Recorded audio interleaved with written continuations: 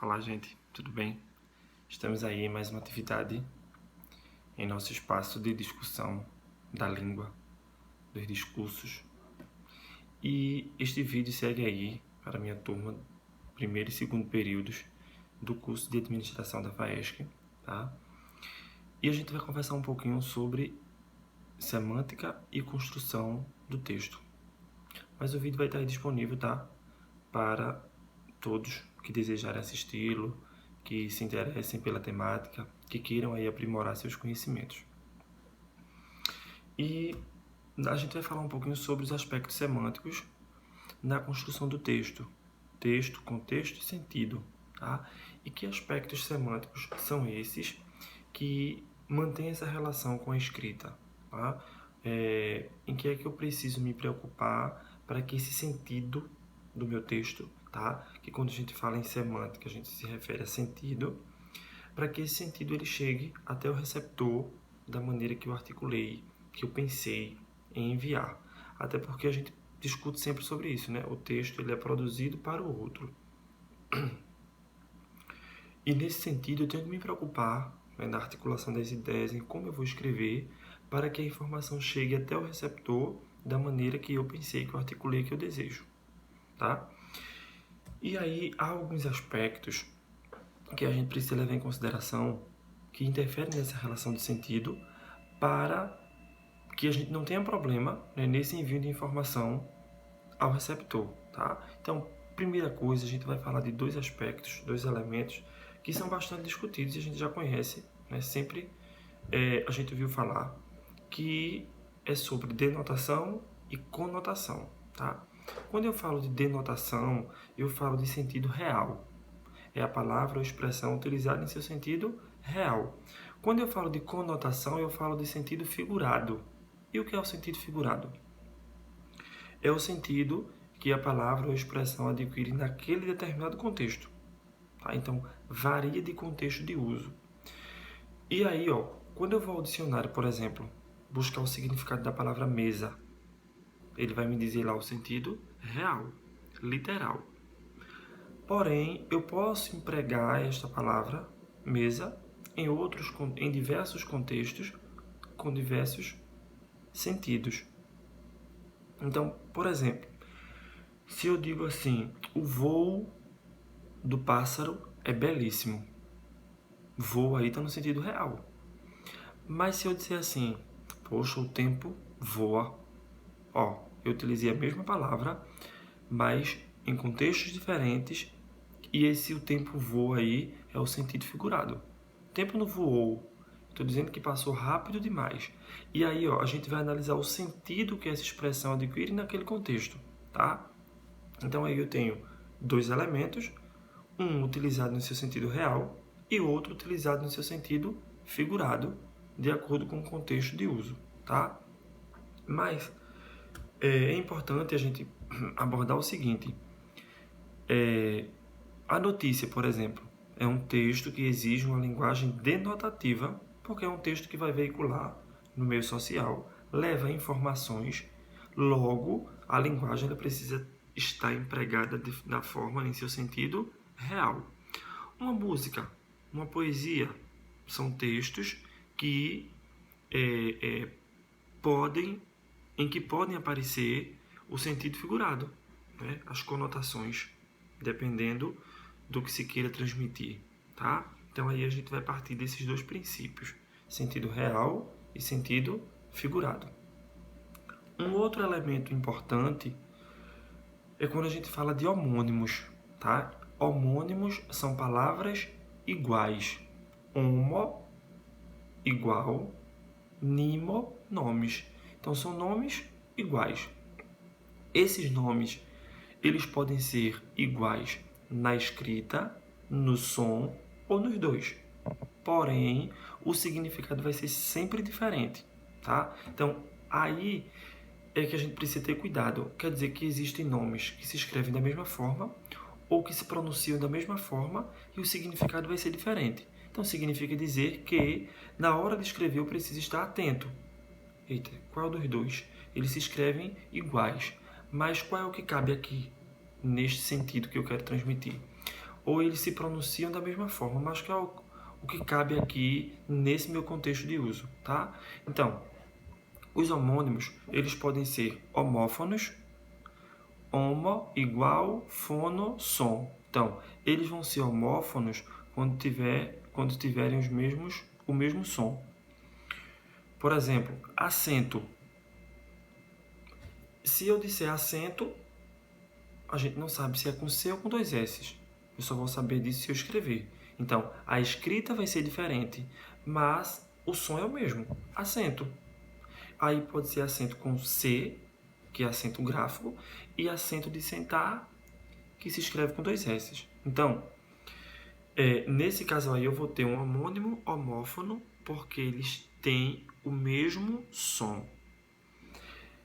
Eles podem ser, ou eles serão homônimos homógrafos, quando possuírem a mesma grafia. Então, pegue a colher, por favor, e vá colher os frutos. Colher, colher. Eu tenho a mesma escrita, mas o som é diferente, ó. Colher, o objeto, e colher, o verbo colher.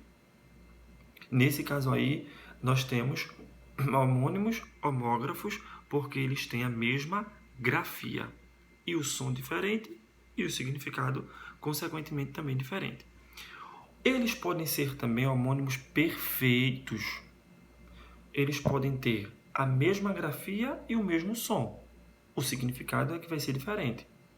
E aí é que nos apresenta ainda mais dificuldade. Então eu tenho: o verão se aproxima. O verão, substantivo, estação do ano. E todos verão o que pode acontecer. Ou todos verão o que vai acontecer. E aí eu tenho verão e verão. Um é um substantivo, né, que nomeia a estação do ano, e o outro é verbo ver. Mas percebam que a pronúncia e a grafia são idênticas. Verão, verão. Os sentidos aqui são diferentes, tá? Então, nos homônimos, nós precisamos ter cuidado ao empregá-los nos textos para que eu use o elemento que esteja adequado ao contexto em que eu estou produzindo, tá? Então, homônimos, nomes iguais, homófonos, igual som, homógrafos, igual grafia, e perfeitos, mesmo som e mesma escrita. E os sentidos sempre diferentes, tá? Seguindo, nós temos os parônimos. E aí, qual é a diferença dos parônimos para os homônimos? Nos homônimos, eu vou ter alguma coisa igual, ou a escrita ou o som, ou os dois, e sentidos diferentes. Nos parônimos, eu não vou ter nada igual, eu vou ter apenas semelhança. Então, eu tenho palavras parecidas no som, parecidas na escrita e continuam diferentes no sentido. Por exemplo, comprimento e cumprimento, tráfego, tráfico, imigrar, emigrar, eminente, iminente. Eu tenho palavras parecidas no som, parecidas na escrita e diferentes no significado. E essa semelhança é que nos confunde na hora de escrever. Eita, comprimento ou cumprimento, tráfego ou tráfico, eminente ou iminente. Então, na hora de empregar, eu preciso saber o significado dessas palavras que são parecidas para saber qual delas eu posso empregar ali no texto em que eu estou produzindo, tá? Depois nós temos mais dois elementos básicos também: sinonímia, que são os sinônimos, e antonímia, que são os antônimos. Sinônimos, palavras diferentes que possuem o significado semelhante. E essa relação, na hora que você for produzir o texto, vai ajudar em quê? No processo coesivo de articulação das ideias. Então, ó, você está lá escrevendo, aí utilizou menino. Aí, mais à frente, você quer utilizar menino novamente, mas ainda vai repetir, ou quer se referir ao menino, mas não vai repetir a mesma palavra. Aí eu vou lá e utilizei garoto. Ó, auxiliou no processo coesivo, você articulou as ideias do texto, fazendo referência aos mesmos sentidos, com palavras diferentes, tá? E antonímia são palavras de sentidos opostos, bem ou mal, subir e descer, tá? Palavras que apresentam oposição nessa construção de sentido. Depois nós temos a ambiguidade, um outro elemento que precisamos ter bastante cuidado, tá? O que é ambi? Bi, duplo. Então, ambiguidade são as expressões que provocam duplo sentido. Olha o problema. Você escreveu lá seu texto, encaminhou o receptor. Lendo lá a informação, ele chegou em um trecho que fez duas interpretações. E aí vai ficar aquela dúvida. Eita, aqui, ele quis dizer isso ou isso? Então, há a incerteza do que se quis transmitir, porque a expressão, a construção, fez aí essa duplicidade de sentido, tá? Esse é um problema na construção do texto. Porém, essa ambiguidade ela pode ser intencional se o produtor tem o desejo de fazê-la. E isso, em propagandas, por exemplo, vai estar lá uma ambiguidade a fim de chamar a atenção do leitor, beleza, sem problemas. Mas no texto informativo, no texto que você está lá escrevendo para levar informações a um receptor, precisa ter cuidado, porque essa ambiguidade aí pode gerar um problema de compreensão. A polissemia são palavras que possuem diversos sentidos. Poli, vários, semia, sentido. Então tem palavras que linha. Tem uma diversidade de sentido, né? Linha de costura, linha férrea, linha telefônica, e a gente só vai direcionar o sentido quando essa palavra estiver empregada em um determinado contexto. Então, a manga está madura. Manga, fruta. Ele mangou do colega. Mangou, verbo mangar. A manga da camisa rasgou. Aí eu associei cada palavra dessa com essa diversidade de sentido, eu associei dentro do contexto a que sentidos elas se referem, tá? Então, polissemia é a palavra que tem vários sentidos. E por fim, nós temos mais dois elementos, hiperônimos e hipônimos. Então, hiperônimo, hiper é o grande. Então, são as palavras pertencentes ao mesmo campo, né? A um campo semântico amplo, o grande, o todo, o sentido abrangente. Então eu tenho aí, por exemplo, fruta. Fruta é a palavra de um campo semântico amplo. Carro, cidade, país. Aí os hipônimos são as palavras de sentido específico que cabem dentro desses hiperônimos. Então eu vou ter fruta, maçã, uva, goiaba, laranja. País, Brasil, e aí eu vou descrevendo os outros que se referem a esse mesmo campo amplo. E aí na construção do texto, isso me ajuda em quê?